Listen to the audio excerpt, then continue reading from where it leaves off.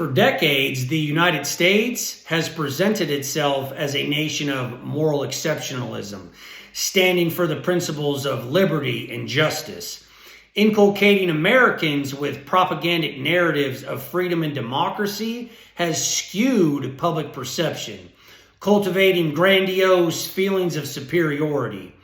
The arrogance of empire and patriotic fervor coursing through the collective psyche have blinded many to the devastation caused by their indifference to foreign interference.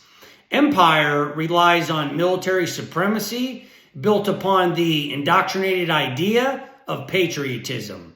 Therefore, a dominant nation state depends on impressionable minds to facilitate the subjugation of their fellow man.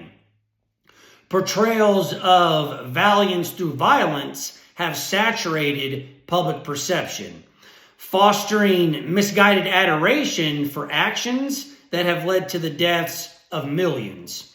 War is often sold under the banner of patriotic duty, and those unwilling to consent are deemed traitors and cowards. Many times people have said to me, "Thank you for your service." But what is this service that you speak of? What are we actually fighting for? I care not to hear the empty platitudes of service to your country and spreading the values of freedom and democracy. I shall now paint a very different picture of what service to country really means. I may ruffle some feathers, but such is necessary for consciousness maturation. Imagine you're born on a slave plantation.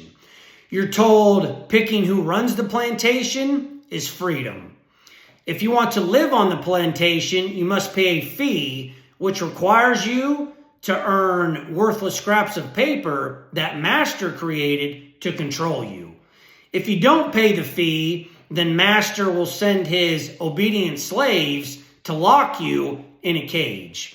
From an early age, you toil through the routinary mundanity of parental programming, peer pressure, and education, all of which present service to the plantation as a rite of passage. Every morning, you pledge allegiance to the plantation and are conditioned to perceive masculinity, characterized by bravado, aggression, and violence, as an admirable trait. Fathers rear their sons to uphold these social norms and prepare them to serve the plantation. The community has a shared esteem in militaristic virtue, and these patriotic principles are ingrained in children. Across the pond, fathers, mothers, sons, and daughters are programmed by the same glorification of patriotism. World War I, Christmas 1914.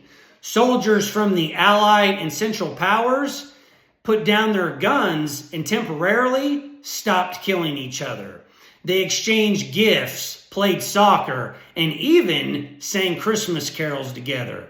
24 hours later, the killing resumed. So once again, I ask, what are we actually fighting for? Service members display magnificent acts of bravery and physical courage. But what is truly necessary to change the world is moral courage. A plantation mindset revolves around the idea that authority is omnipotent. And since patriotism reflects that very authority, people are predisposed to supporting war. Militarism depends on the same unquestioning obedience associated with historical slavery systems. The pacifists are denounced for lack of loyalty and subjected to ridicule and persecution.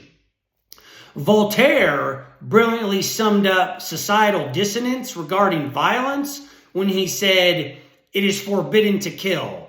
Therefore, all murderers are punished, unless they kill in large numbers and to the sound of trumpets."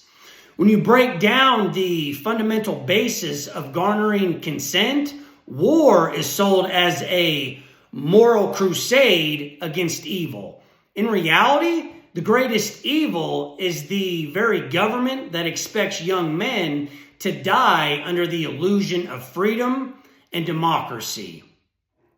In order to create a warless world, we must step off the plantation, reclaim our sovereignty, and become the empathic expressions of consciousness that we have always been. For it is not nation, culture, religion, money, power, or glory that defines our character. It is the indomitable force of consciousness, unconditional love and wisdom in all their brilliance. So until next time, say no to war. Sean Anderson, former United States Marine.